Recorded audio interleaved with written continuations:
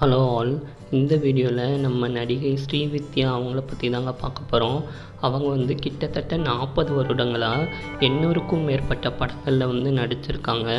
அவங்க நடிப்பை தாண்டி அவங்க வெல் ட்ரெயின்டு கர்நாடிக் சிங்கர், அப்புறம் வெல் ட்ரெயின்டு பரதநாட்டியம் டான்ஸர் கூட. அவங்க பக்கத்து வீட்டில் இருந்த லலிதா, பத்மினி, ராகினி அவங்களெல்லாம் பார்த்து இவங்களும் பரதநாட்டியம்லையும் நடிப்புலையும் ரொம்ப இன்ட்ரெஸ்ட் ஆகிட்டாங்களாம்மா. அவங்க அம்மா யாருன்னு பார்த்தீங்கன்னா வேர்ல்டு ஃபேமஸ் எம்எல் வசந்தகுமாரி அம்மா. அவங்க ஒரு கர்நாடிக் கிளாசிக்கல் சிங்கருங்க. அவங்க ப்ளஸ் எம்எஸ் சுப்பலக்ஷ்மி அம்மா, டிகே பட்டம்மாள், இவங்க 3 பேரையும் ஒரு ஃபீமேல் ட்ரினிட்டி இன் கர்நாடிக் மியூசிக்னு சொல்கிறாங்க. அவங்க 3 பேர் தான் தலை சிறந்த கர்நாடிக் சிங்கராக அந்த காலத்தில் இருந்திருக்காங்க.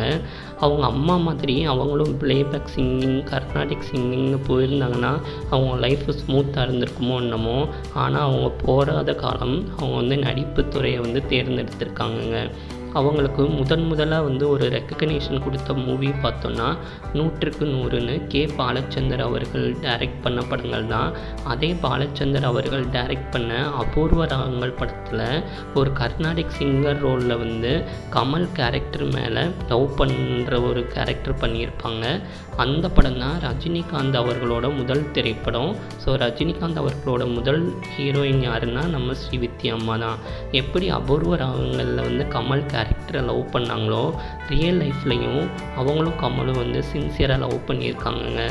ஆனால் அந்த காதல் அவங்களுக்கு கை கூடலை. அதுக்கப்புறமா மலையாளம் மூவி இண்டஸ்ட்ரியில் ஒரு பெரிய ஸ்டார் ஆகிட்டாங்க.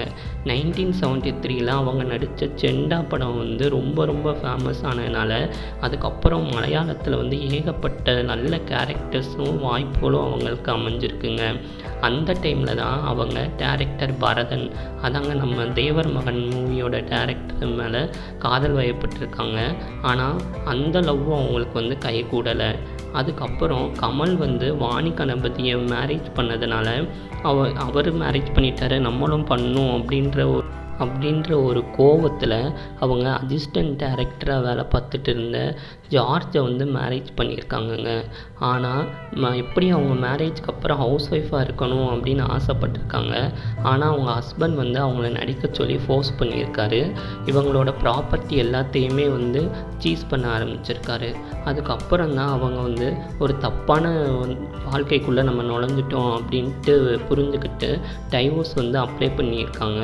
அதுக்கப்புறமா தொடர்ந்து மெயினாக மலையாள மூவிஸ்லையும் தமிழில் அம்மா கேரக்டர்ஸ்லேயும் நடிக்க ஆரம்பிச்சிருக்காங்கங்க. அவங்களுக்கு 2003 புற்றுநோய் இருக்கிறதா கண்டுபிடிக்கப்பட்டிருக்கு. அதுக்கப்புறம் தொடர்ந்து சிகிச்சையிலேயே இருந்திருக்காங்கங்க.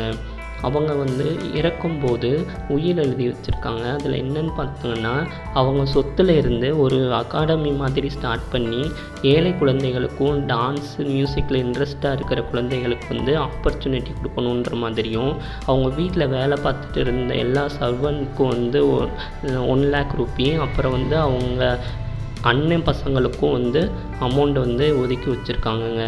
அதுக்கப்புறமா அவங்க ஹீமோதெரப்பியில் இருந்தாலுமே ஆனால் அவங்க கேன்சர் ஃபுல் பாடியில் ஸ்ப்ரெட் ஆகி அவங்களோட 53வது வயதில் 2006 இறந்துட்டாங்கங்க. அப்புறமா கேரளாவில் அவங்களுக்கு ஃபுல் கவர்மெண்ட் மரியாதையோடு அவங்கள அடக்கம் பண்ணியிருக்காங்க. மலையாளத்தில் அவங்க நடித்த ரொம்ப ஃபேமஸான படங்கள் சிலது சொல்கிறேன், நீங்கள் முடிஞ்சால் பாருங்கள். ഇടവലിയ പൂസ, മിണ്ട പൂസ, ജീവിതം ഒരു ഗാനം, രചന, ഇരാക്കൾ, ദൈവത്തിൻ്റെ വികൃതികൾ. Thank you all. Keep supporting. Please subscribe.